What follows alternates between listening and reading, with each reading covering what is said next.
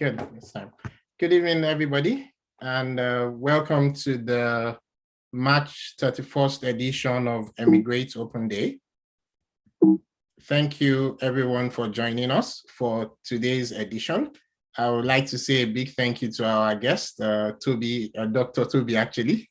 He's a friend as well, but yeah, I should call him by his full appellation today. Dr. Toby, thank you for being here as well. Welcome, everyone. Thank you for joining us for tonight's edition of Emigrate Open Day.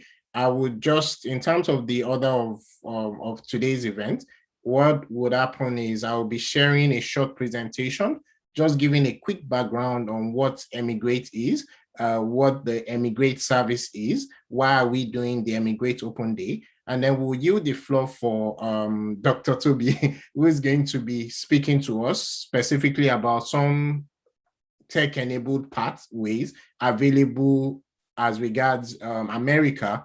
Is a US permanent resident. And after that, we would open the floor for questions. What we advise is that if you have questions, please post them in the chat already. We may not have time to take a one-on-one question with the guest. So once you have a question, please post it in the chat so that we can pick it up from there, and then we'll take it from there.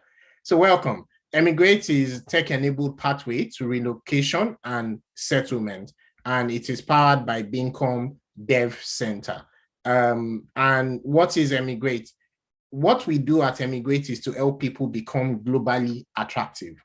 We know that some of us came here today as regards getting a visa, but one of the things we like saying is that the visa itself is only a side effect of something.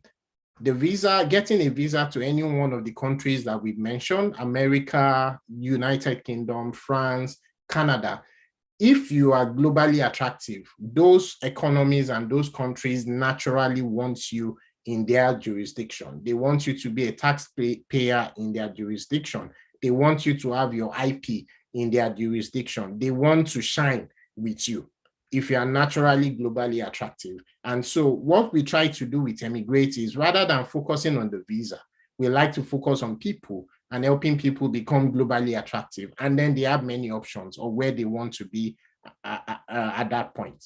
There are two ways. You can either have a globally attractive tech profile, or a globally attractive tech-enabled business. So a tech profile will be for an individual, and then tech-enabled business, maybe like startups and so on.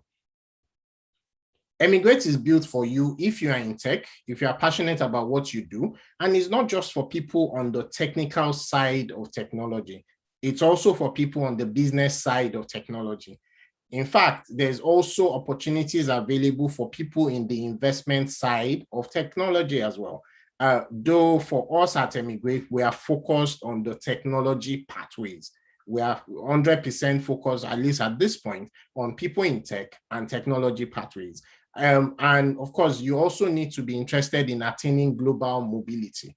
And so we want you to be able to focus on the fact that you are building your profile, you are building your tech-enabled business because you want to be globally attractive. Then Emigrate is built for you. Emigrate actually started based on problems that we saw internally. And I'm sorry, I didn't introduce myself. My name is Bade Adeshemowo. I'm the CTO and co-founder of Social Lender, amongst many other things as well. And how did it start? It started because we needed to solve a challenge that we saw internally. We saw that we knew some things, and we came across information that many people around us, even people that worked with us or worked for us, did not know. Many people were unaware of some of these opportunities. And even when you try to say to them that, oh, you could qualify for this or you could qualify for that, they generally are not able to believe. Sometimes because of the way our polity and our economy has dealt with people's mindset. Sometimes because when people see the word exceptional talent, they just don't think it can be them. They just don't think that, oh, they can grow themselves to become that over a period of time. And so Emigrate started as a way for us to be able to help people and teach people what they need to do to be able to get to what where they want to be, which is for them to be globally attractive.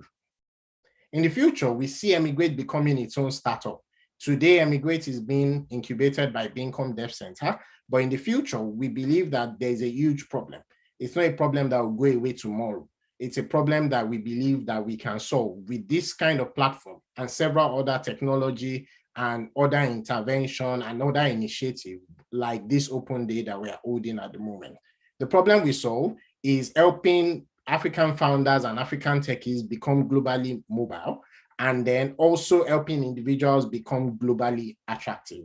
We believe this will be its own startup in the future. And also, if you are listening to us and you are involved with policy making within the government of specifically Nigeria, we do have some ideas we believe that we should be working on as a people today for us to also, as a nation, be able to attract talent.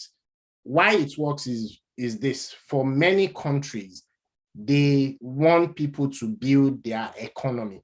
It's a very simple thing. The only thing they don't want is for you to come and be a burden in their country. What they want is for you to come and add value, create new jobs, create 10 jobs around you, earn high income, solve a skill gap that exists, and so on. For people that have traveled to Heathrow and so on, you will see an advert from Tech Nation advertising to say, oh, come and apply. If you fit this bill, if you meet this profile, come and apply. And to be honest, when they say global talent, they don't expect you to have won a Nobel Prize. Our guest from the last EB2 Open Day spoke about that at length. They don't expect you to have won Nobel Prize and so on. Some of the things that you have done and some of the things that you can now start focusing on doing may make you qualify. You may need some handholding, which is why we have the EB2 services, but you need to focus on the fact that, oh, this is my end goal. Something I say to people is also your end goal cannot be, I want to get the visa, because there's life after the visa. There are bills to pay, and there's so much more after the visa. Your end goal has to be that I want to be the very best I can ever be, and not a local champion, a globally recognized and a globally attractive individual, because your life will not stop at the point when you migrate.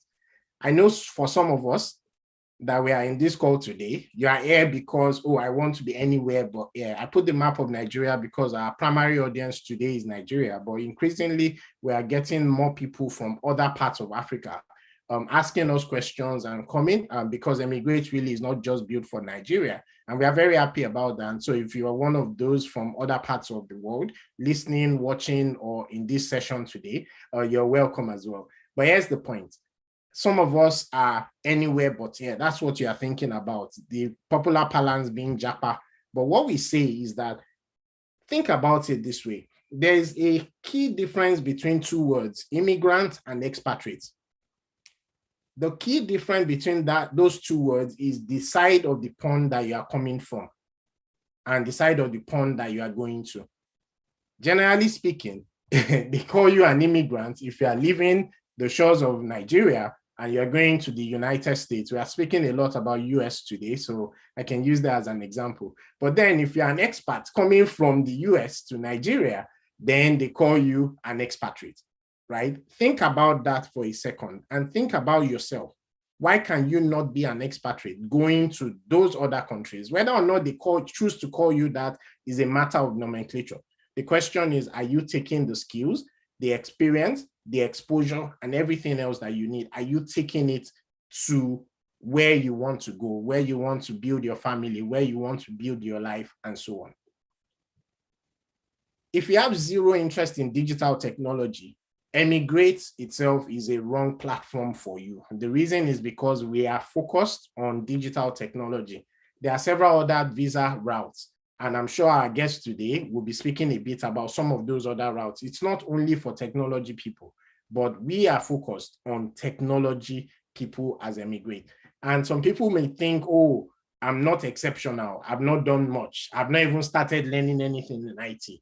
You're in the right place because we are able to handhold you to show you the things that you ought to do, such that when there are 10 PHP developers in 2 years' time, you will stand out as the exceptional one. There are specific things that you have to start doing today for that to happen. And those are the things that we are trying to share with you with the Open Day and some of the other immigrant services that we have available. Some people may not also realize that your business, your startup may actually be your ticket, not just your visa.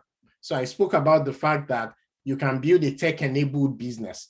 And because of your tech-enabled business, you can qualify for things like the French tech visa, the Canada startup visa, and there are several others all over Europe and so on. But guess what? In some cases, and I know of founders that this has been true for, it's even the investor in your business and it's your company that will be paying for your ticket and your relocation and everything that you need for you to move to that new location, America, for example, or Canada or France or any one of those. This just gives an idea of some of the visas that are available today, mostly the tech-enabled ones. For the UK, there's the Startup Visa, Innovator Visa, the Global Talent Visa. That's what we spoke about in the last Emigrate Open Day. And the next one coming, we'll be speaking about the Global Talent Visa for the UK. US, which is what we are focusing on today. There's the O1A plus EB2, there's the EB1, and there are several others that our guests today will be speaking about. For Canada, many people are familiar with the express entry route, but many people don't realize that there's the startup visa where you can get a temporary residency and you can get a permanent residency straight. There's the French tech visa, and there are several others along that line. Now, what you should be doing now will depend on where you are today. And I use this map to try and share to say, even if you have 0 years of experience in tech today, there are visas that would be available for you over a period of time. I use the UK as an example because within a 1 to 2 year period, you can qualify for the startup visa. However, there are things you must do today for you to be able to qualify next year or in a year's time or in 2 years' time. We are not saying it is easy. We are saying it is possible. We are saying that if you focus, if you get the right mentoring, the right hand-holding, you can make it happen. And we bring examples on our platform, on the Open Day platform, for you to be able to see, for you to be able to be inspired. By year 2, you can qualify for the Exceptional Promise Visa, which is the Global Talent Visa, if you do the right things that you need to. You can qualify for the Innovator Visa within a 3-year period. And think about it. If you've already been doing some things, you may already qualify today. For example, if you have 10 years experience in technology and you're on this call, depending on some of the things that you have done in the past, some of those things may help you qualify for some of these visa options that are available. There are visas available for your tech-enabled profile, for you as an individual. There are visas available for you, for your business. And then we also then do some things as Emigrate services. We do a lot of things for free, and there are paid services as well for Emigrate.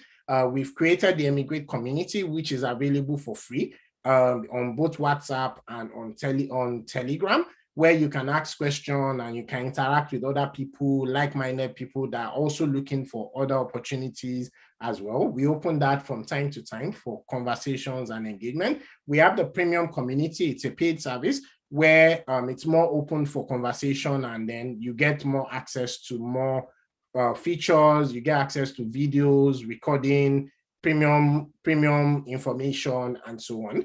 We have the monthly Open Day, which is free to members of the 2 communities I mentioned just now. The monthly Open Day is free for now for members of both the Emigrate community and also the Emigrate Circle, which is our premium community. We also have our personalized consultation, which is a 30 minutes to 1 hour consultation. And what happens there is that we can take a look and help you map out some of the things that you need to do. We can help you map out some of the pathways that you can use. We can help you map out some of the things that you already have that qualifies or does not qualify for some of the pathways and tech-enabled visa pathways that you are interested in. We have the Emigrate Standard Package, which incorporates 3 different personalized consultation sessions.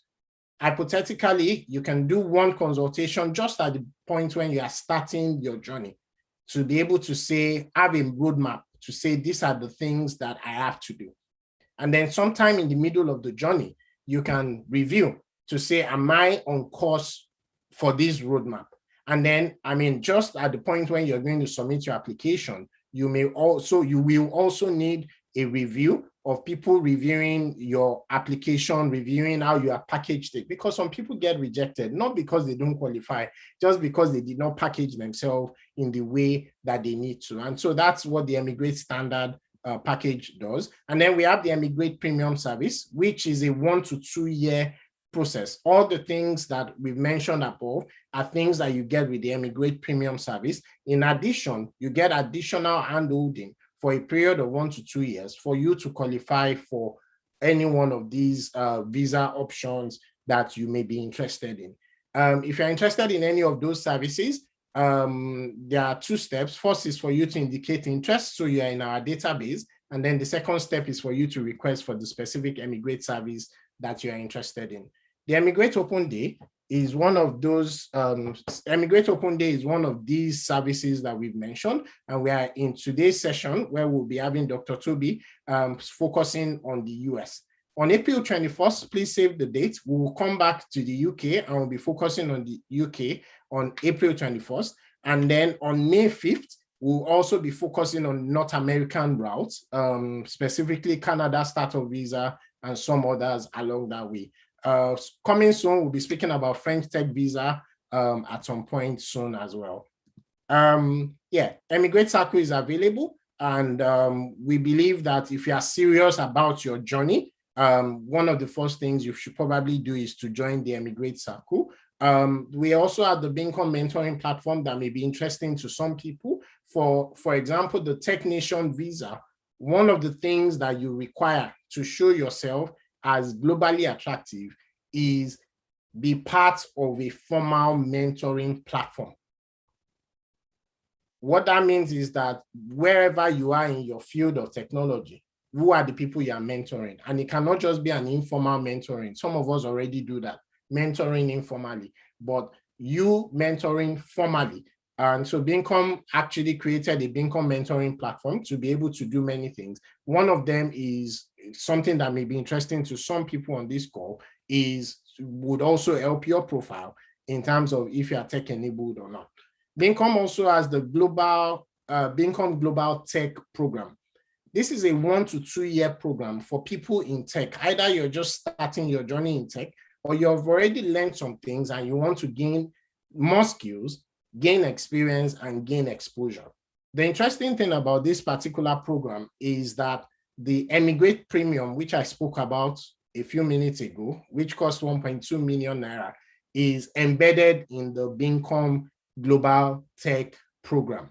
We have 6 locations in Nigeria at the moment: Yaba, Kaduna, Warri, and several other locations. And we are hoping to expand to about 30 locations before the end of 2021. Now, for the Global Tech Program, the cost of the program is 1.2 million naira, but it gets more interesting because you don't have to worry about that upfront. You can pay your fee for the program when you start earning high-paying income in the field of technology. And so you literally get to learn tech now and then pay later. If you're interested in that, you can go to the URL on your screen. And then if you're interested in any of the Emigrate services I mentioned earlier, you can go to the URL on your screen, or you can simply send an email to emigrate@bincom.net. So I spent 15 minutes just giving a lowdown of what it is that we do at Emigrate. And now I'm going to invite our guests up to the virtual podium, and I'm going to be handing over the virtual mic to our guest, Dr. Toby, who is going to introduce himself. We'll tell you a bit about his background. We'll tell you a bit about his journey to getting the US permanent residency, and then also give some advice of some of the things that you should be doing now. Remember what I said. If you have questions, please drop your questions in the chat, because we will take some of those questions as we see them in the chat. We already have some questions from the Emigrate community that has been passed over to me that we would also be taking after Dr. Toby finishes his presentation. So over to you, Dr. Toby. Thanks a lot, Bade. Really appreciate the opportunity to speak to your community. For those, so I've known Bade for many years, about almost a decade and a half now, and I've been a huge fan watching everything that he does. It's really incredible how much value people like Bade have to the world. So I'm grateful to be invited to participate with you in what you're doing. So good evening, everyone. My name is Toby Uluwatola. I just to give a bit brief background in line with what Bade said as a way of self-introduction. I started out my career in electrical engineering and tech, and then I took a detour into management consulting and policy, and worked in KPMG for a while with the development, DFID, and those agencies for a little bit, and then I moved to the US to pursue a PhD in quantitative public policy. And I did that at the RAND Corporation in Los Angeles, California. And it was at the end of the PhD program when I was at the point where you were starting to look for jobs, that something became very apparent to me, that the opportunities you get when you are a US citizen are infinitely more, or if US permanent residents are infinitely more than when you are just on a student visa. And it was at this point that I started keeping my ears to the ground around what people were talking about, and then it was only then I learned of, the many other avenues you have, to becoming a US permanent resident, apart from, the received notions of getting married to somebody who is American and doing a sham marriage, or what my friend used to call it is the Shaniqua option. Just go find yourself a Shaniqua who doesn't mind, who's just all too excited, to marry an educated Black man and get your citizenship. So like most of you on this call, I was not even going to consider the Shaniqua option. and so there had to be other options. So I got a job after my PhD in the US, and at that point I was like, oh, okay, no need considering the self-directed option. The job is going to file for me. The job files when that's what most professionals do. They go to business school, go do a degree and get a job that files for them, and they get the H-1B and all is well and good. But it was only at that point that I realized, as many people come to realize, that the H-1B is not guaranteed. And it's not about, whether you're skilled or not, or whether whether the government, whether the country needs you or not.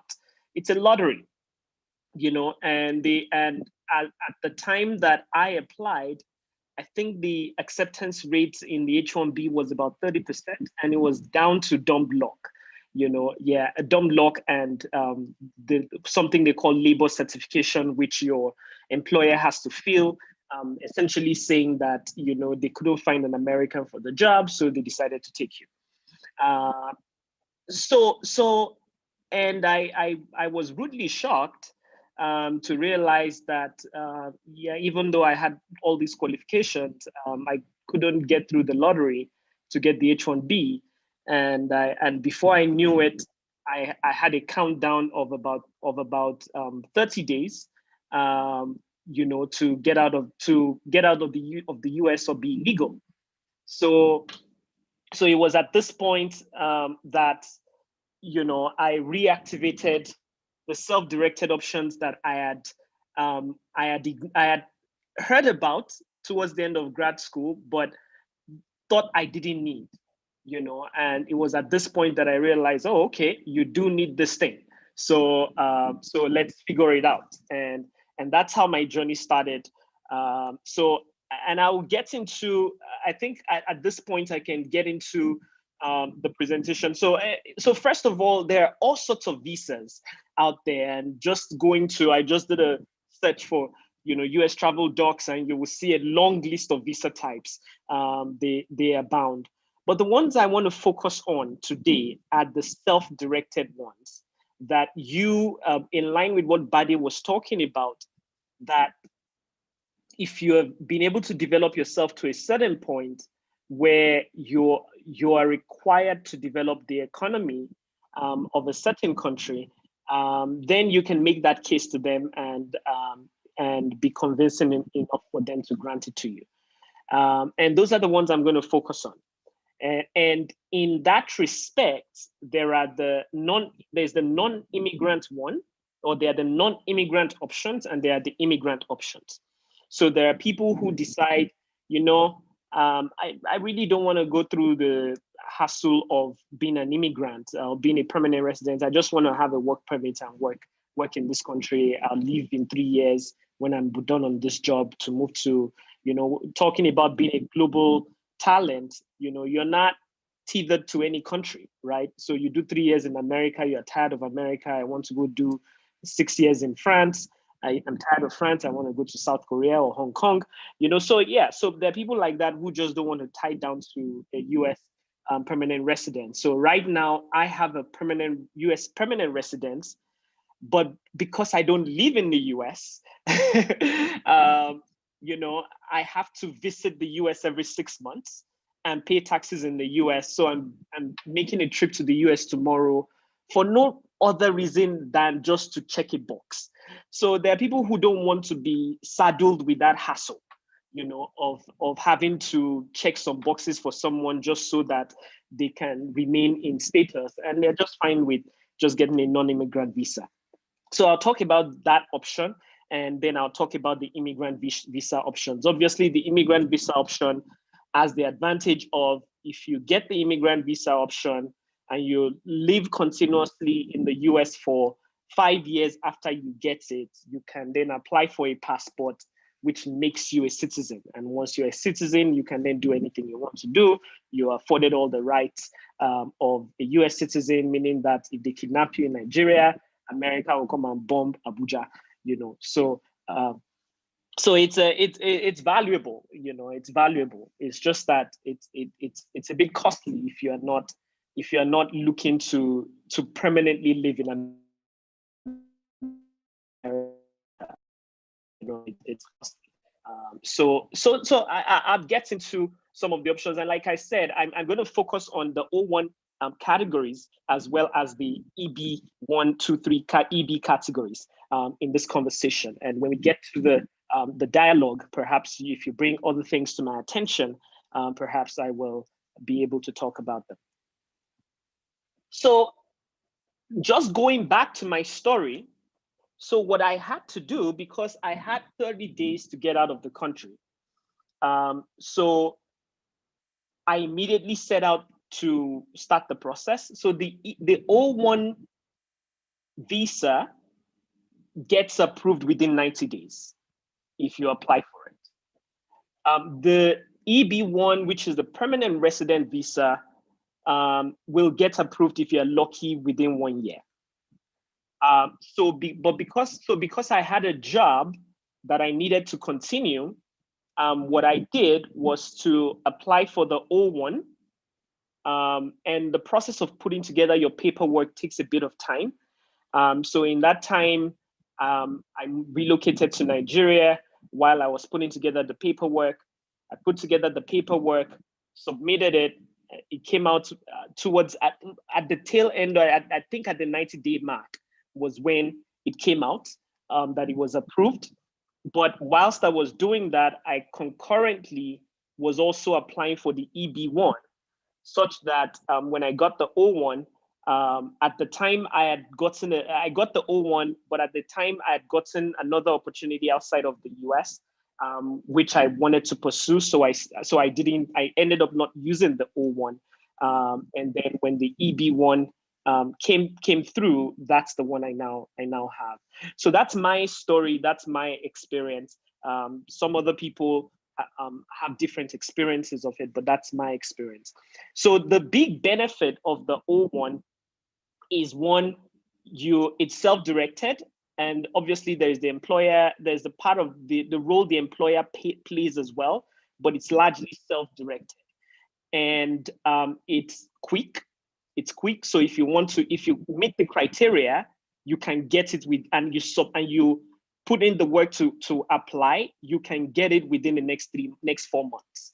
If you apply 3 months, let's say 1 month to apply, within the next 4 months, you can get it. So, and the interesting thing that I found out only when I started the process is, for the category that I applied to, the firm so I used a law firm to apply. The law firm I used has a 99.99% success rate.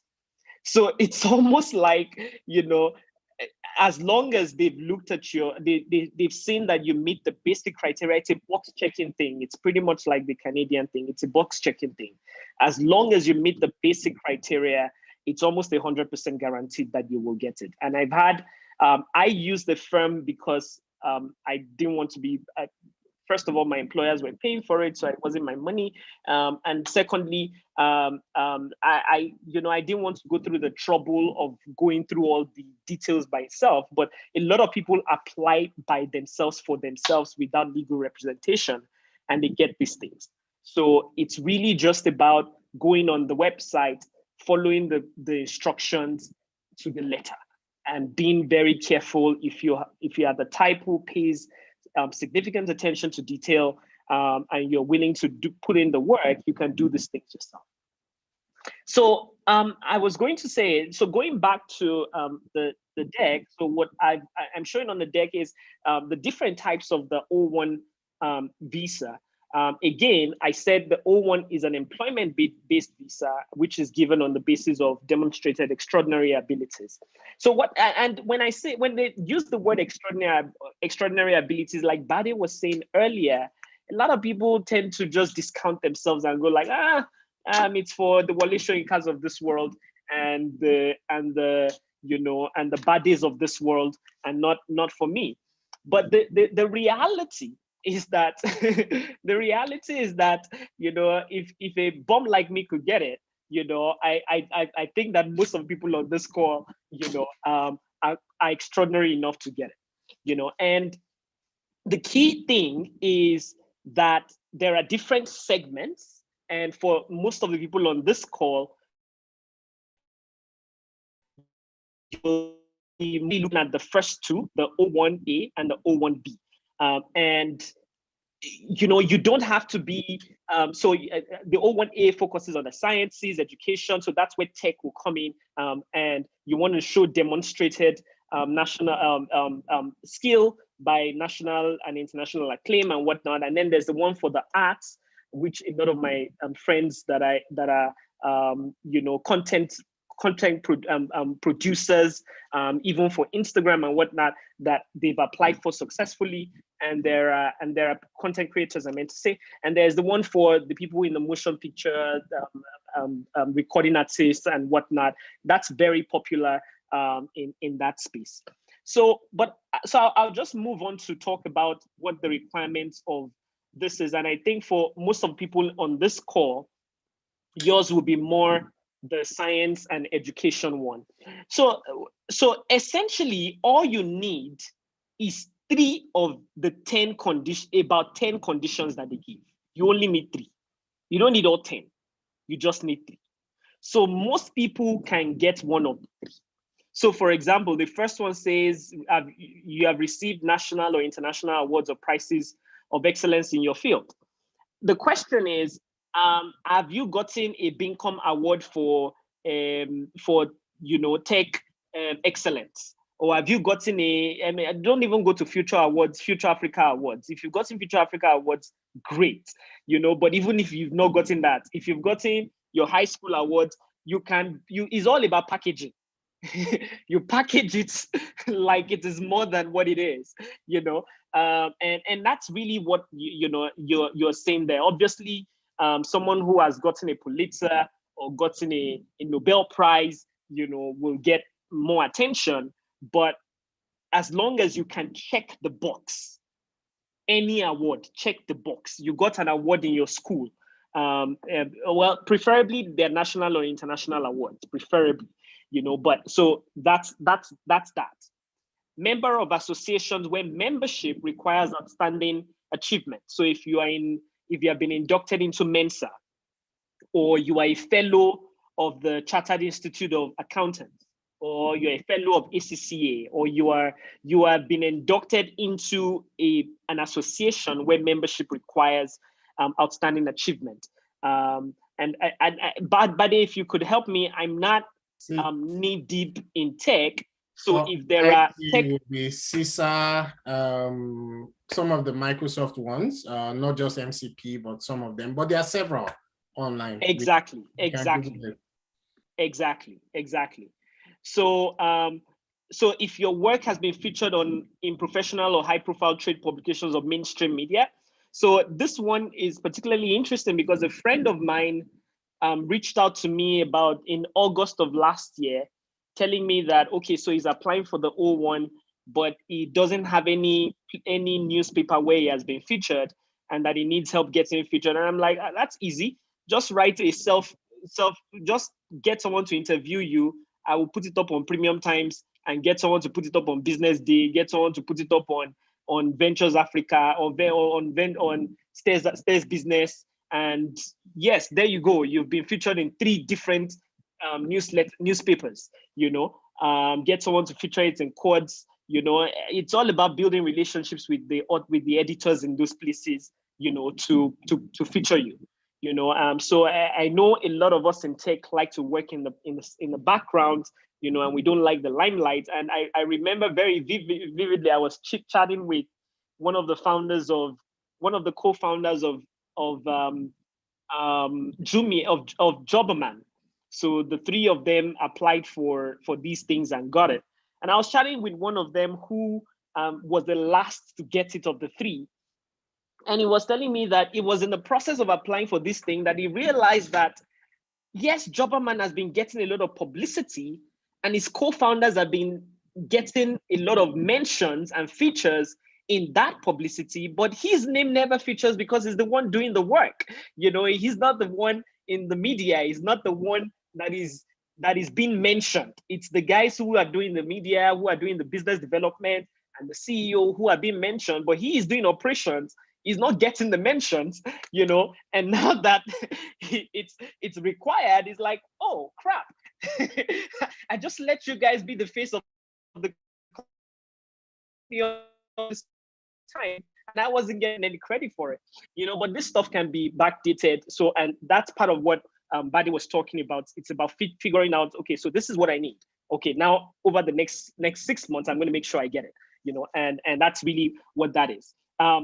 The other one is you've served in some capacity as a judge or closely related for assessing something in your field. So if there's a hackathon CCOB organizes and you're a judge, or there's or something like that, or Bincom organizes a hackathon and makes you a judge, that's something that you can put on there, and you've checked that box. Just like that, you've checked that box. So so based on what we've just been talking, we've looked at 4, and I'm sure many people on this call have checked 3. I'm sure many of you have already checked 3, so you command a high salary or remuneration for your services. So anything over $100K a year is a high salary. So if on a contract that you did or on a project that you did, you can demonstrate that, per hour, your per hour rate, is significant, that's something that you can put on there that already qualifies you. You've served in leading capacity in a highly regarded organizations or establishments. Many of us have had that before. Relevant experience or expertise that fits criteria, original scientific, academic, business contribution. So that would be if you have a patent, if you have publications in your name, journal articles, and so on and so forth.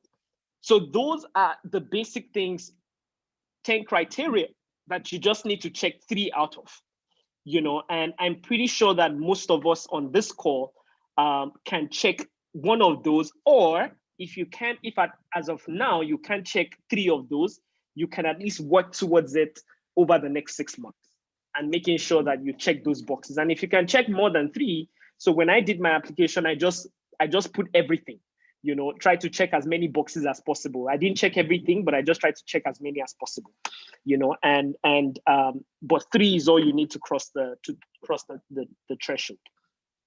Now, the second one is, and for each of these things, the catch is that you have to have documentary evidence, which is the third parties that apply, that the evidence that comes from the third parties, and that's the hard part. So you can't just forge it, it has to come from that respected third party. And in many cases, to buttress what you are claiming to have, it helps to get, for the biggest ones, it helps to get a recommendation letter from the people who awarded that, or from the people who have first-hand account of what you did and your contribution in the context. So that's really what it is.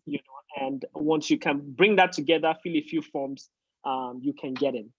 I've sort of tried to bias my conversation to things that have to do with the sciences. If I was talking to people in the arts, maybe I'll talk a little bit more about, if you've produced a film, so pretty much anybody in Nollywood, any of the big names in Nollywood can at this point apply for an O1 visa and get it, and I'll talk about some, so high salaries, and when I get to the EB1, I'll just going back up a little bit, leading highly regarded establishments. I'm trying to find something else.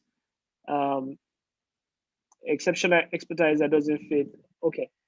All right. So I think you get the drift of what I'm saying. One of my friends recently also applied for the O1, and what she did was basically, because I think there's an O1 where you can also demonstrate that you've started a business that is successful.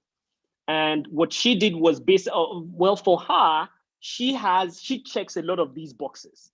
But in addition to that, because, okay, this is the link I was missing. With the O1, you also need to demonstrate that someone in the US is willing to hire you. So, because it's an employment-based visa, even though it's self-directed. So what my friend did was to register a business in the US that is linked to a business in Nigeria, and got that business to hire her and got that business to file for her, to be the business that she's going to be working for. The business is not filing for her, she's filing for herself, but that business is the one that, is the employer when she gets there. And because she can demonstrate the track record of that business, if I mention the business, many of you on this call would know it. They're doing well here in Nigeria, and they're just going to start in America, and she's gotten the O1 on the basis of her going to work for herself for that same business in America. And that's really what we're talking about here. For me, I had at the time, obviously I had my current job, but I also had some, and all they asked for me is, do you have, offer letters or evidence that you had taken interviews with any big names in the US? So at the time I was taking interviews with, I was taking interviews with Google, World Bank, and all those guys. So just being able to put that in there alone just says that, okay, if we give you this thing, you can potentially find a job in the US that will hire you. So that's with the O1. Then the other one is the O2, which I'm not going to emphasize too much, but it's equally valid. And the O2 is when you are coming as an essential support staff to someone who is getting an O1, to an O1 recipient. So say, for example, my friend who's just registered a business and she's going to be starting a business in the US that is going to be a big business, if she's got someone who is critical to her business in Nigeria that she wants to bring along with her, she can file for an O2 for that person, as long as she can demonstrate that the role that person plays is so critical that she can't find someone in the US to do it. As long as she can make that case, and in many cases, this is very relevant for people in the arts and in the movie industry, where they have someone who edits for them in a certain way, someone who does their videography work in a certain way, and so on and so forth. As long as you're coming to support, an O1 recipient, you don't have to check all the boxes, as long as that O1 recipient can make the case that you will check you are important to their creativity. So you can also get the O2 in that way. So that's another option for getting the non-immigrant path to that is self-directed into the US. Now to the immigrant ones, again, it's quite similar to the non-immigrant ones, and you will see once I get into some of the evidence and the supporting materials that you need, that it's quite similar. So there are the ones where it's based on extraordinary ability, which is quite similar to what I've just described for the O1. And again, it's really just about 3 or so of the criteria that you need to meet. And then there's the outstanding professors and researchers. For me, this was the one that the outstanding professor and researcher option was the one that I was advised to apply for. And for that one, the key thing they were just looking for is, have you written a lot of peer-reviewed papers that have been published that have a lot of citations? And I think at the time, my articles had gotten about 300 citations or so. And they were like, oh, if you have 90 citations, you're fine. So most people who have gone through the hassle of doing a PhD have, by virtue of doing a PhD, have been forced to write peer-reviewed papers. Whether you liked it or not, the process would have forced you to do it. And during that, even people who do a master's, the process often forces them to write peer-reviewed papers. If the peer-reviewed papers are half decent, someone will cite it. Some people will cite it, and it doesn't take long. And you can even, if you've written peer-reviewed papers, you can go on Google Scholar right now, Google your name on Google Scholar, and see how many citations you've got. If you have a decent amount, you should be fine. And that's really one option. And then there's the multinational executive. That's the one that my former employer used, my boss, when I was in the US, which basically is that, for him, he also was he's the founder of his company, but was working for the Australia business of the company, but then there's the American business of the company that then files for him to get the EB1, because the company is making a certain amount of revenue and so on and so forth. So again, it's similar. And for this one, you don't need labor certification. You just need to prove that the company is doing well and the company is going to create jobs in America, and this guy is an important executive. So even if you work for, and for people who work for multinationals, say you work for Shell, you work for Pfizer, you work for Google, Google can file this for you, so and you're an executive. But the key is that you have to be an executive, not just not just a tech person, not just a low-level person in the organization. But then again, the EB category has 3 different levels, and each of the levels has a different level of stringency. The requirements on paper are similar, but whereas if I'm applying for EB1, they want to see a Pulitzer or an Oscar or a Nobel Prize or an Olympic gold medal. If I'm applying for EB2, they are fine with me having won the Income Award, and if I'm applying for EB3, they may be fine with me having won the award in my dad's house. The key is, depending on which category you're applying for, the stringency of evaluation will be different. But the other difference is that for the EB1, the benefits of doing the EB1, I think the EB1 comes out, they prioritize you if you do the EB1. So the EB1 comes out in maybe like 3 to 6 months after you apply, something like that. Whereas the EB2 can take longer. And for people who are filing from countries like China and India, where there's a long queue, everybody has to do the EB1 because the queue is long. So you have to do the EB1, whereas because if you do the EB2, it may take you 10 years before they get to you. So for Nigeria right now, the queue is not very long, quite frankly. So EB2 is still just fine if you're applying as a Nigerian. So, you can also pay for fast track, or is that the visa category? You cannot pay for fast track on this one. There is no fast track on this one. So it takes as long as it takes. But the EB1, if you meet the criteria, so if you're like a top shot multinational executive. So I know the Jobberman boys did EB1.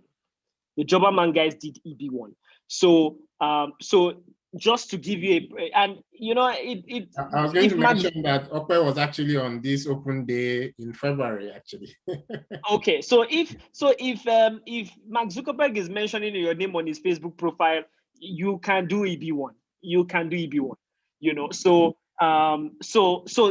just to give you a perspective of of the types of what the criteria looks like and what you need to what kind of profile you need to have to do the EB1.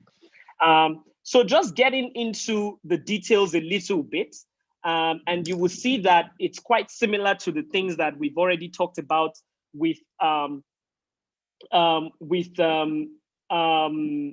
what do they call it now? With the O1.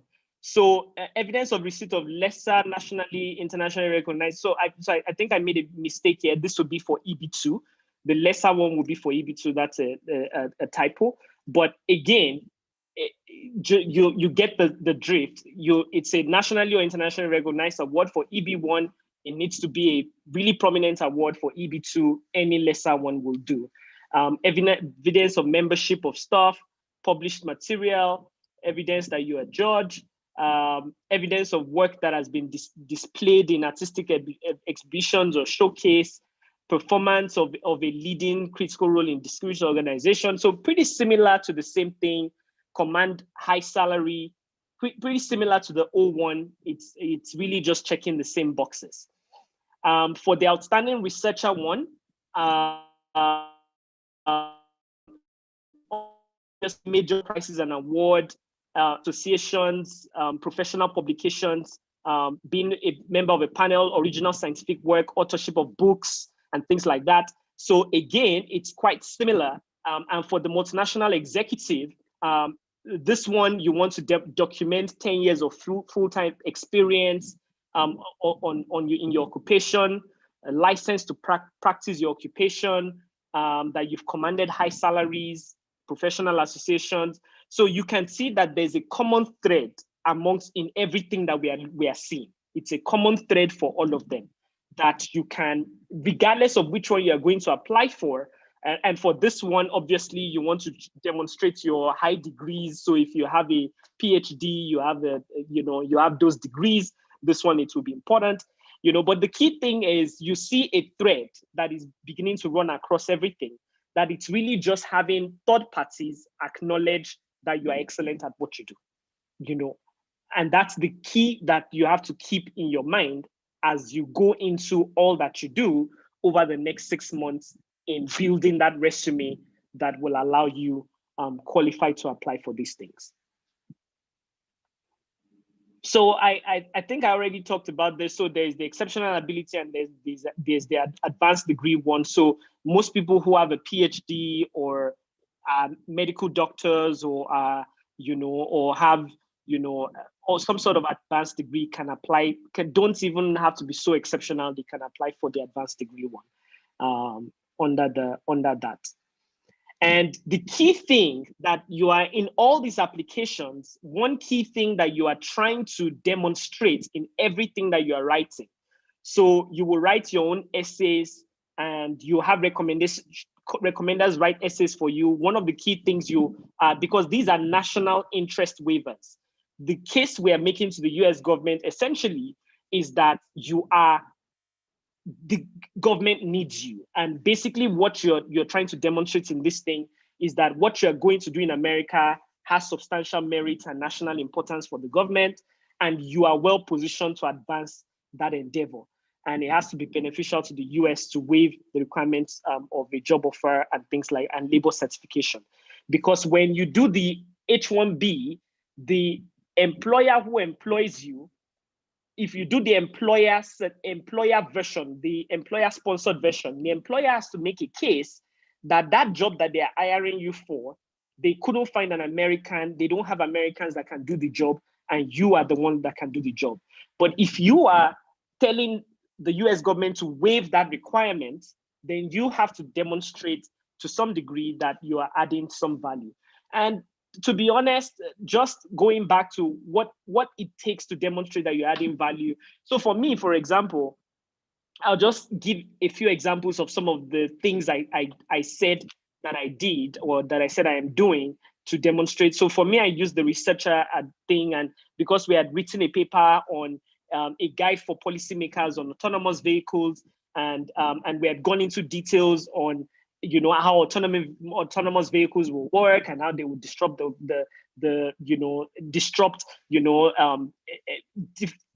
various sectors as we know it, and things like that.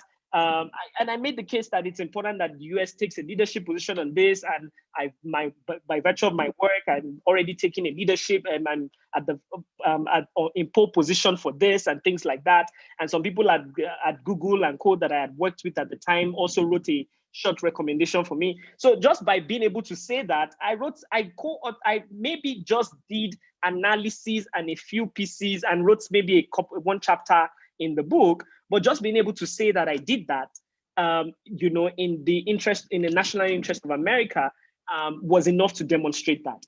Or say you built an app that someone in America is using, or that people are using in some way, or something you did is, you just being able to spin that it's in the interest of America, or it can be in the interest of America, is the key thing is the key bar you want to cross.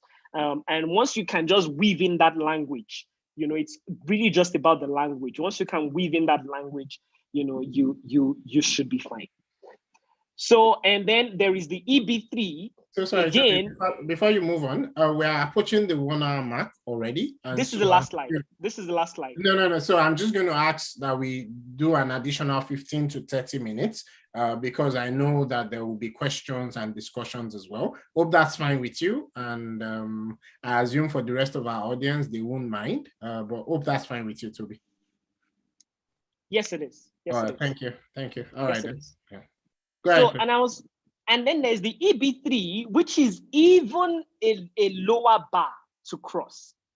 It's not as high a bar to cross as the EB2, but as you can tell, that may even take longer, and that one, even if you are an unskilled worker that has an important, does an important work that is needed in America, you can make, you can, and you have demonstrated years of experience training and experience doing this, even that qualifies, so and you as you can see, the skilled workers, post-secondary education may be considered training, and just 2 years job experience is enough, and so on and so forth. So you see that the bar isn't that high. But many people don't know about this visa, so they don't even apply. They don't even know that there are these options that they can apply for to get permanent residence in the US. So I will stop there.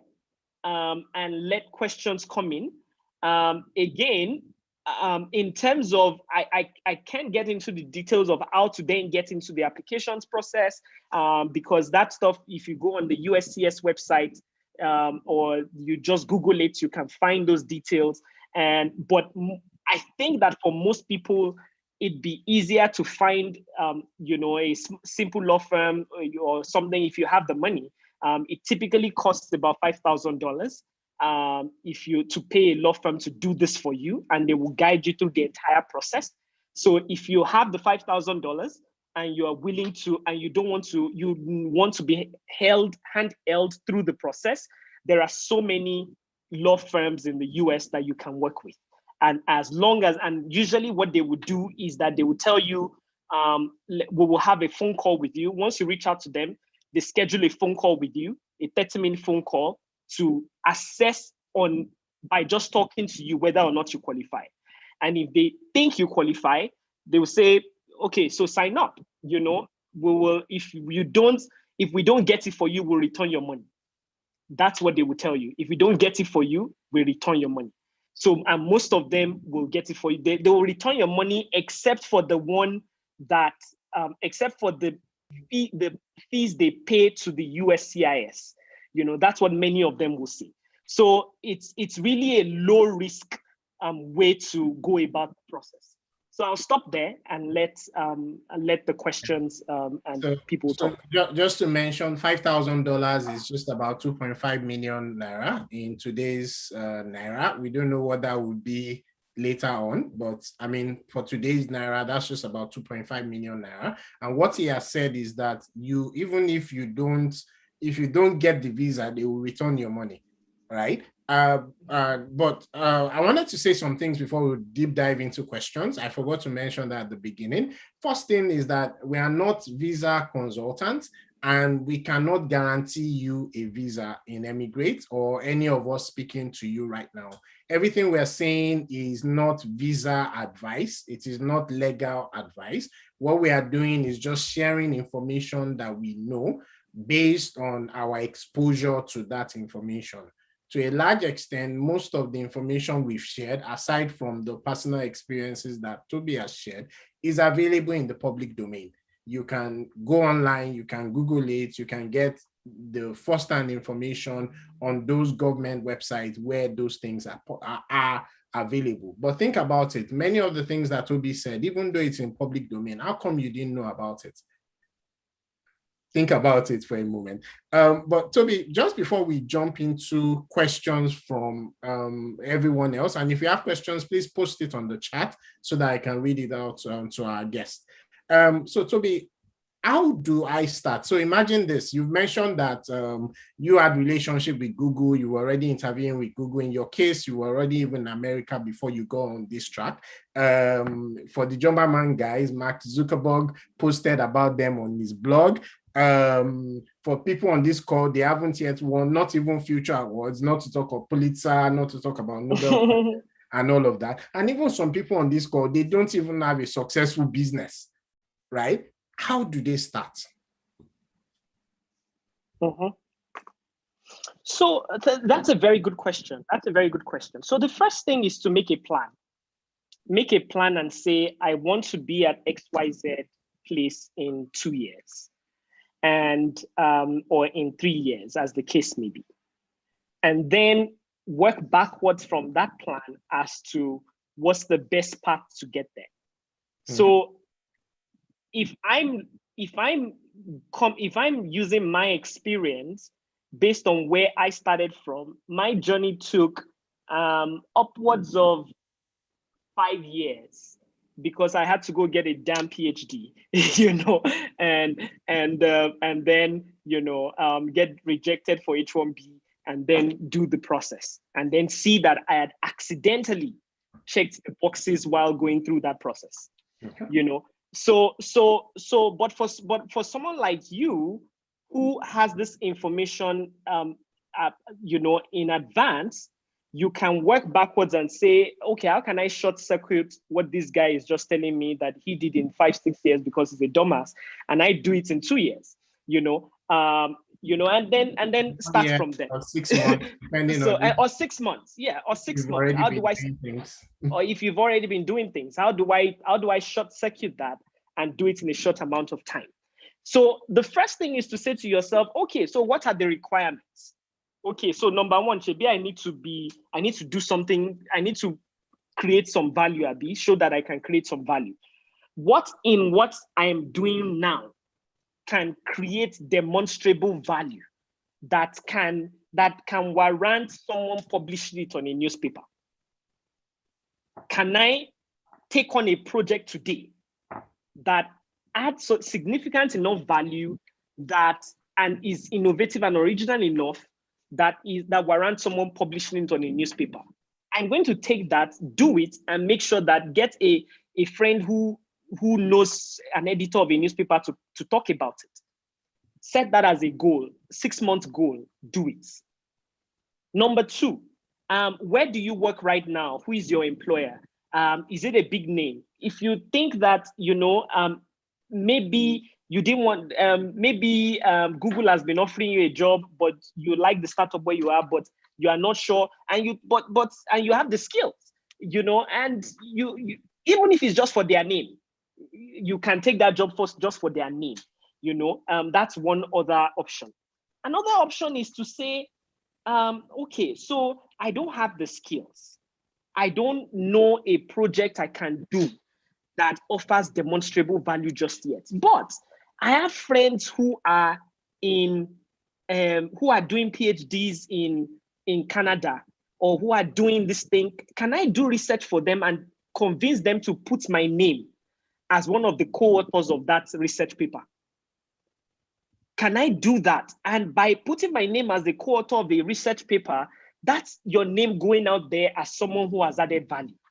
Can I, so it's really just being creative about where you are and how to get one of these things. But I assure you,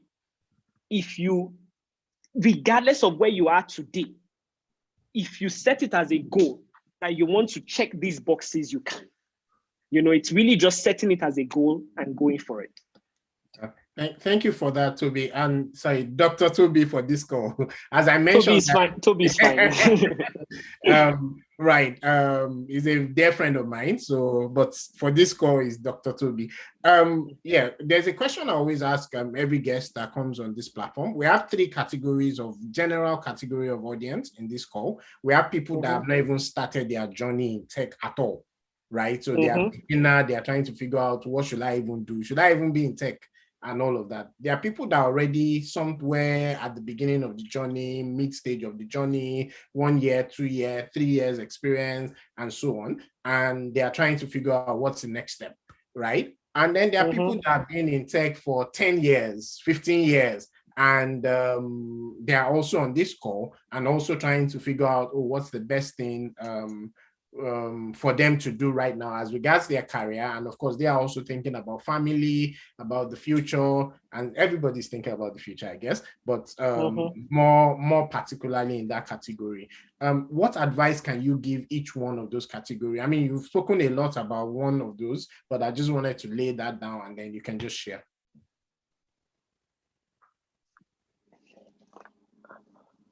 Yeah, so good question. So first of all,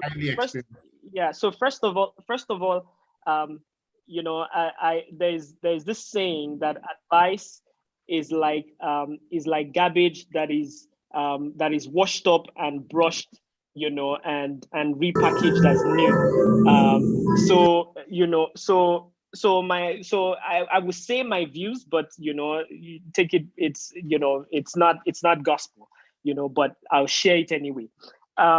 So first of all, for people who have not started at all, I think the key thing, like Bade was saying earlier, is really asking yourself that very sincere, introspective question of, how can I add value to the world?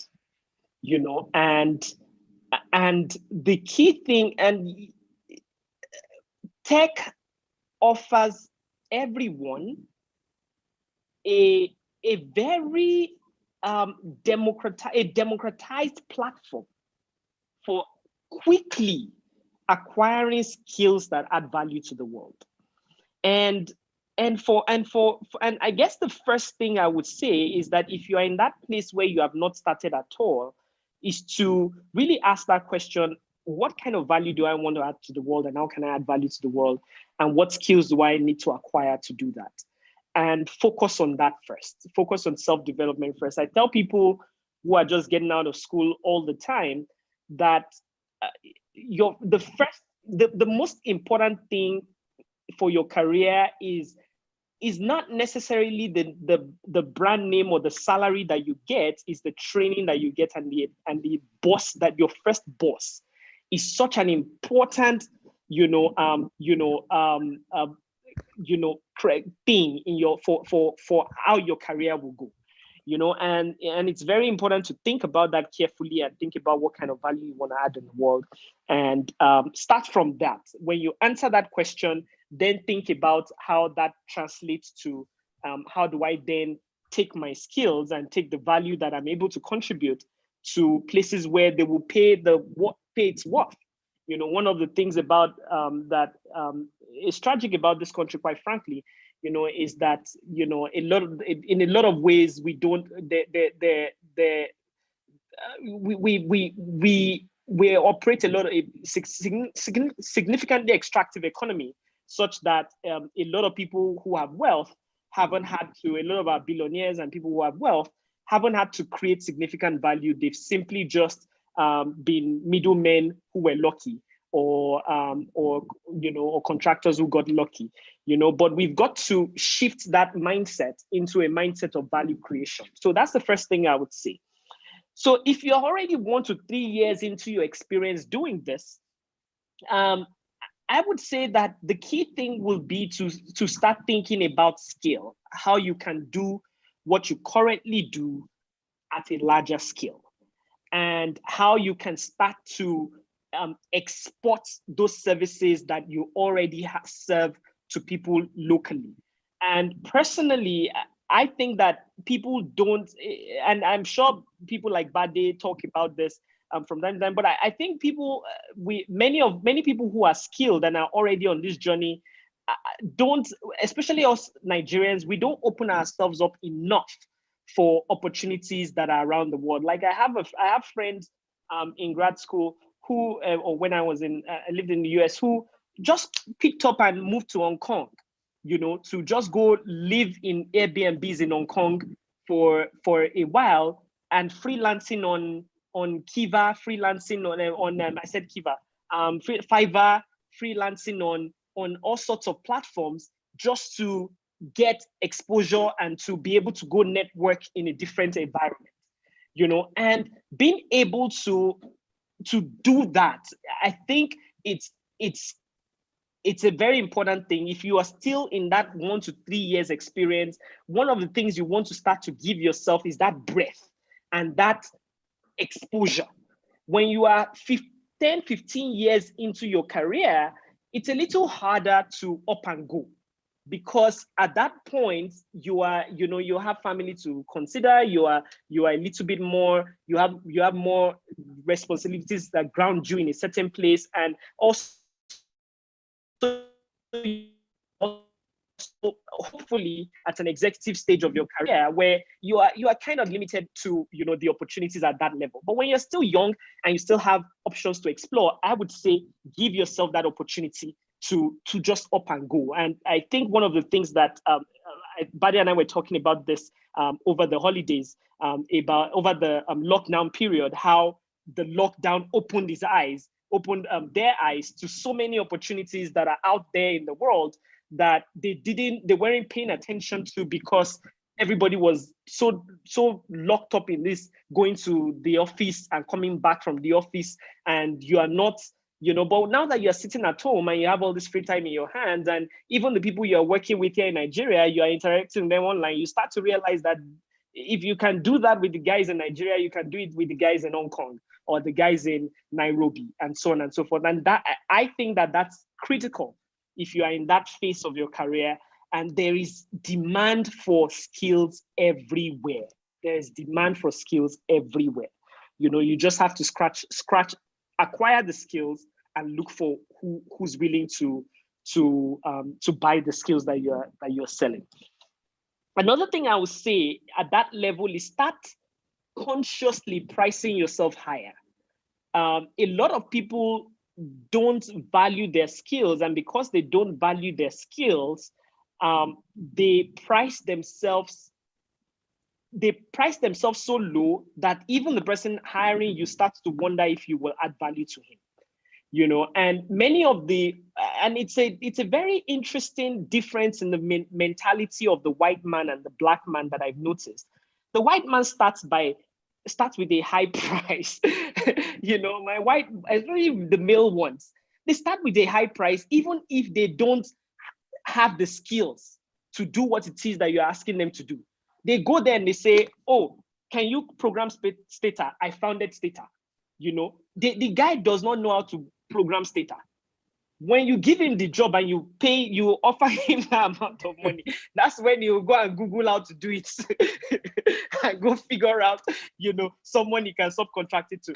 I'm not saying you should be disingenuous. I'm just saying that, be bolder about the skills that you do have, and be willing to stretch yourself and price yourself higher.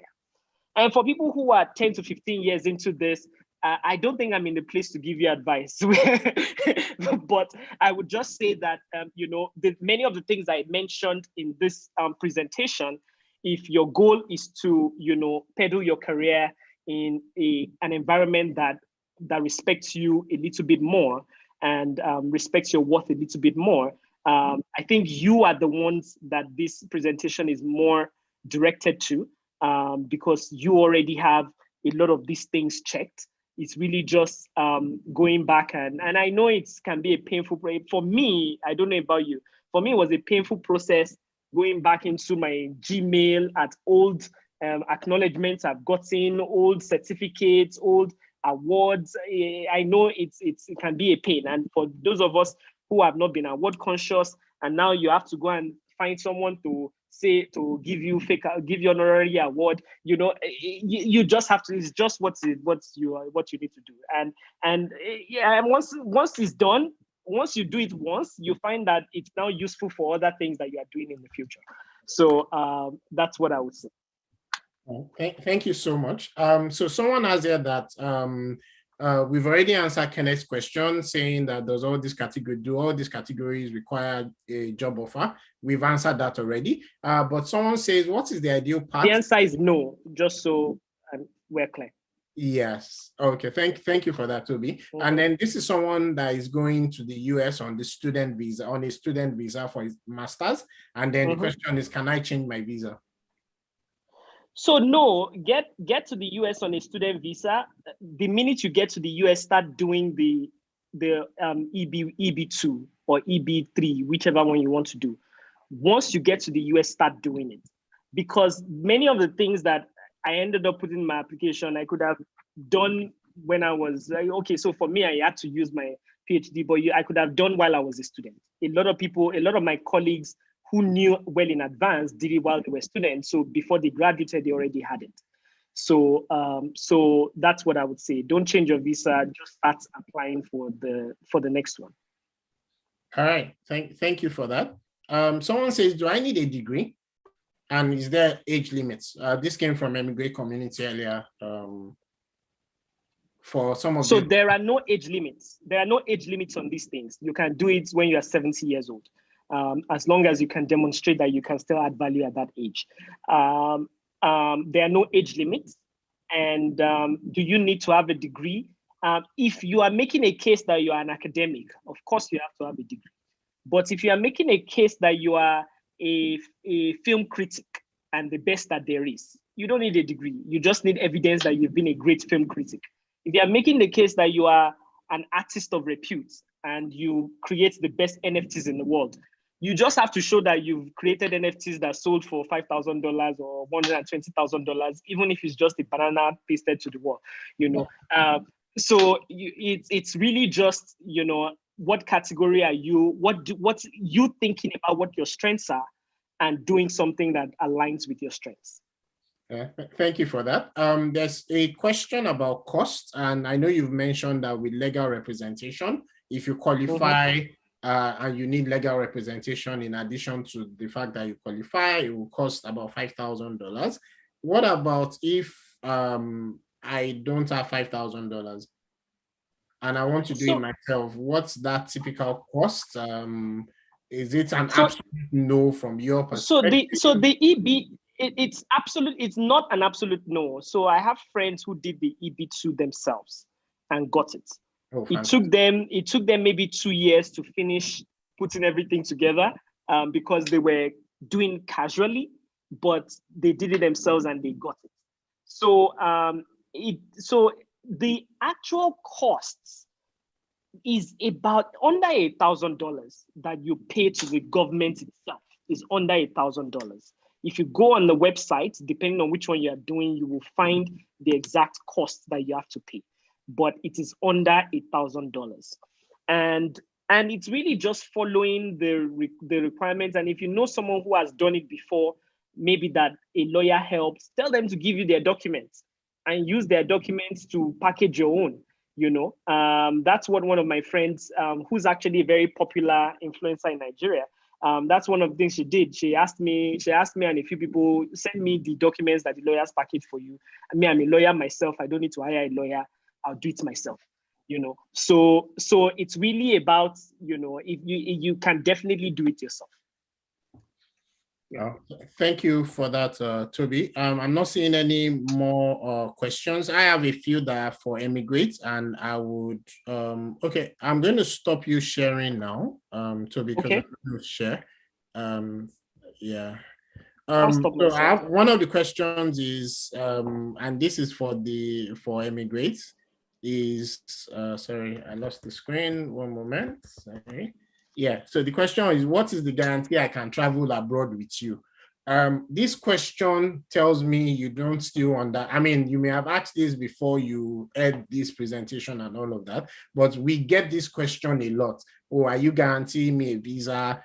Somebody called the office the other day and said, I heard you people are packaging visa for people and those kind of things. That's not what we are doing.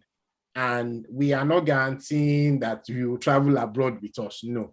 What Emigrate is doing and what this platform is set up for is first to show you what is possible, give you the information. If you've heard things that you didn't know today, then Emigrate has done part of its work for you. Right. But the second thing that we try to do then is, based on that information, based on the wealth of experience, based on so many things that some of our consultants know and so on, they are able to help you further. They're able to handhold you. They're able to tell you some of the things you should be doing right now. They're able to follow up with you and several other things along that line. So please bear that in mind for the person that answered that question. Somebody said, is the Emigrate service only advisory, or are there technical implementations as well? We do have a few things that you may call technical implementation, but to a large extent, most of the things you have to do, you will have to do yourself. Right. So, for example, in our standard package, we can we can help with preparing your pitch deck and all of that. But the content in that pitch deck, you have to provide.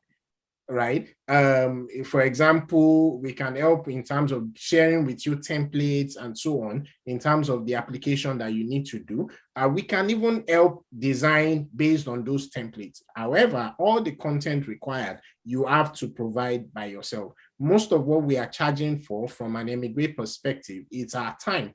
It's our time, basically. That's what we are charging for. And we do a lot of things for free. And to some extent, we hope that you would take advantage of some of this free offering before you even say, oh, fine, I want to pay for something more. Okay, now I've realized that I need something specific, then I want to pay for it.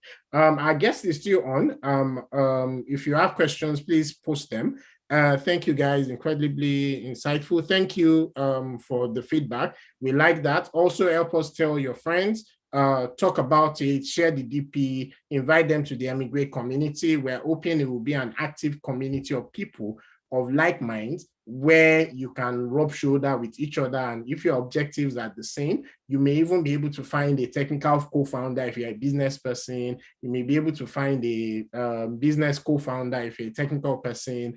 You may be able to find someone to learn with, and so on. Dr. Toby mentioned maybe somebody is doing a research. You can collaborate to do that research and publish that research. That's one of the approach for you to be showing you're exceptional in itself. So please talk about it in your communities. How do we get in touch with you after now? Can we get your email, phone number, office address, if possible? For emigrates, our details are on some of the flyers available, but you can go to beamcom.net/emigrate. You will find emigrate there. For Toby, I would say contact him on LinkedIn. His LinkedIn is in public domain. Well, it was shared as part of the invite for this call today. And so for Toby, you can contact him on LinkedIn. And Toby, I'm not sure you want to give your numbers and all of that, but LinkedIn, social media, send him a DM or a connection, and he will try and attend to you as well. Yeah, I'm happy to give my email address. Okay. So I will just type it on the chat box. So anyone who wants to reach out can just send me an email. Okay. I will read it. Sorry, I didn't type it. Toby@tao.ng.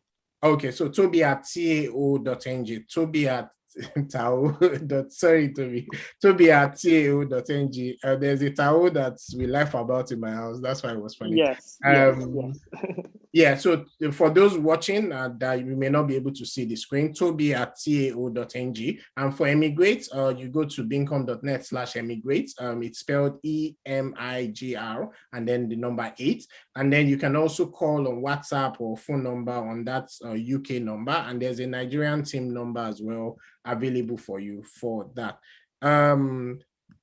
Yes, so there's a WhatsApp group, which is the Emigrate community. If you go to the link that is published, if you go to the request for service link, which is on your screen right now, you will see the link to the WhatsApp group there. So if you go there, you will see the link to the Emigrate community. It's a free community. There are 2 communities. There's the free one, which we call Emigrate community. There's Emigrate Circle, which is a paid community, right? And of course, Emigrate Circle, the premium one, has more access and so on. We even do a free review of your profile and give some advice, about 20 minutes or so, in the Emigrate Circle, as part of you joining the Emigrate Circle.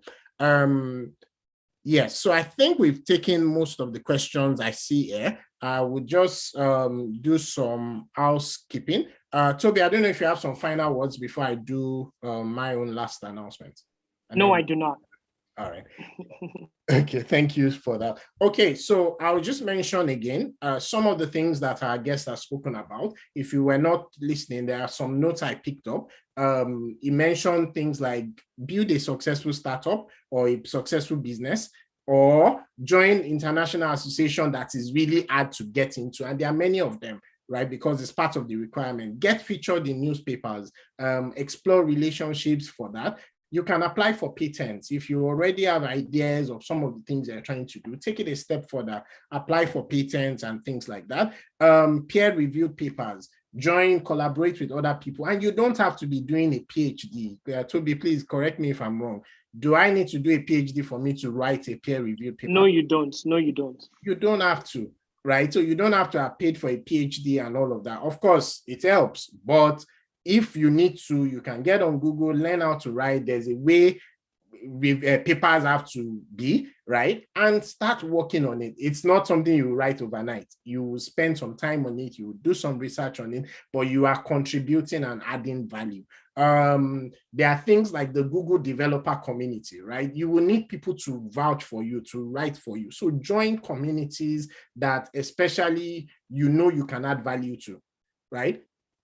I know people that have been mentioned by Facebook, by Google, by Microsoft, and so on. I was mentioned by Drupal, by Joomla, and so on. Why? Because I was contributing. As at that time, we didn't know all these opportunities existed. I'll be honest with you.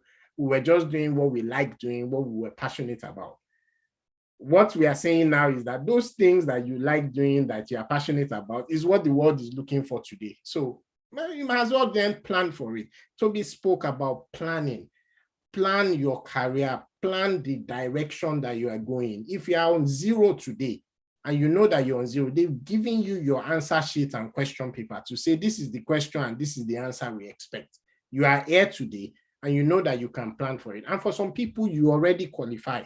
What you need to do is just take a look at your profile and package yourself. We are also available from an immigrant perspective if you need help. And for some people, you don't even know what you need to do because you are not yet exposed enough. You don't have the experience. You don't have the, even maybe the skill needed. And there are services for you, and I'll talk about that as well. Honorary award was something else I picked up that Toby mentioned, and it occurred to me that there are some people that used to send us emails basically that you have won an award. Then when after they will say that come and pay for you to collect the actual award that you have won. Would that qualify, Toby? Sorry, could you repeat the question? I was distracted for a second. Oh, no. I was saying when you mentioned awards, it occurred to me that I still get some of those mails where they will say you have won an award. Come and pay for it. Then later they will say, as part of the process of you winning the award, come and pay for it. Come and pay for it. You know, I can't tell you to go and collect one of those awards, but if it's a credible enough, if it's an organization that is credible enough, you know, I think when my sister got one ICANN award like that, they made her pay for it. And because it's a credible organization, go pay for it, you pay for it now. It's just to pay, you know, to become a fellow, who pay, you know. So, but that's because the organization is a credible organization, you know. So yes, that's what it takes. You know, the people who have a big name, who are winning Grammys and Oscars, is not all of them that got it by merit. Some of them paid for it. Some of them, let's not go there. Let's not shake that table. Publicists go lobby for it. So, you know. Let's not shake that table. Yeah. So I will just mention again some of the services that we offer. This is from Bincom Dev Center, and that's the Bincom Global Tech Program. For someone that is 0 years experience, or you are even 2 years experience or 3 years experience in tech, this may be the program for you because it packages your learning skills, gaining experience, and gaining exposure, including of the Emigrate Premium Program. And it packages that into a 1 to 2 year process, right? It's a paid program, it's premium, it's 1.2 million, but Bincom has done it in such a way that Bincom would invest in you and then it will recoup its money from when you start earning a high salary. And so if you're interested in that service or you want to know about it, you can go to the URL that is displayed on your screen. For the Bincom mentoring platform, we would share the link. It's being developed and all, but we'll share the link. But if you're interested, you can send an email to emigrate@bincom.net that you're interested to be a mentor. And you can be a mentor at any level. So even if you have 1 year experience, you can actually mentor people that are trying to get into tech. If you already know HTML, you can mentor other people that are trying to learn HTML. But more important are people that are already 10 years, 15 years, because there are people that are just starting. There are people with 1 year experience that are looking up to you to help them and uplift them. And remember, one of the things Toby mentioned in passing, that mentoring itself will help your profile. When you are filing and you are petitioning to say you are who you say you are, that itself will help. Emigrate Circle platform is available. It's at a fee, and you can find the fee on the website. And then I would just say some of the packages that we have. The open day is free. The next date for the open day, I mentioned earlier, and I will mention later. The Emigrate Circle is not. If you need additional personalized consultation for us to take a look at your profile, you can apply for the personalized consultation and somebody on the team will get back to you. But if you are really serious about this journey, you would likely need something like the standard package where over a period of time, some people 6 months, some people 1 year, you'll be able to get some specific things, and those services are on your screen. And finally, the premium Emigrate full-fledged program is what we sell the most, really, and we believe this is what many people would need because it encompasses all the different features and includes a lot of handholding and also literally having a PA to be able to take you through the process of what it is that you need to do from today. I start from even understanding where you are today, and then we'll then be able to work with you to where you want to get to at the end of the journey. If you're interested in any of those, send an email or go to the links on your screen. Last question, and then we'll close, is mentoring services rendered by Emigrate are their skills to acquire through Emigrate. So Emigrate is a service of a bigger company called Bincom Dev Center. Emigrate is one out of 8 other services that we have in Bincom Dev Center. So we have Bincom Academy, where you can learn a specific skill, web development, Angular, several others. You can find that online. Just search for Bincom Academy. And we have several other services, including the Bincom Global Tech Program, which I mentioned, and also including Emigrate, which I've also mentioned already. So if you need to acquire skills, we have services for that, but our Emigrate service focuses on tech-enabled pathway and tech-enabled visas. All right, so we've spent a little bit more time than we wanted to today. And thank you, Dr. Toby. We really, really appreciate you and the wealth of your experience. If you could please give a virtual round of applause to Dr. Toby, I would appreciate that. But I believe this has been very useful for us. Please take note that the recording of this session is only available to Emigrate Circle members. However, I'm about to post the link to the recording right now. Yeah, I'm posting the link to the recording right now on this screen so that you that you're on this call at the moment, please store that link so that you can watch it back, you can get more information, because after now, the link will not be available except you're a member of our Emigrate Circle. So thank you very much, everyone, for joining us this evening. If we've added value to you, please share and tell other people, let them join the community.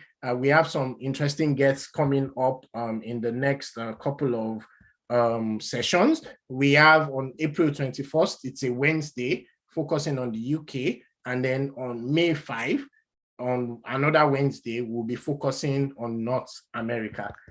All right, thank you, everyone, and have a lovely night's rest. Good night, everybody. Thank you.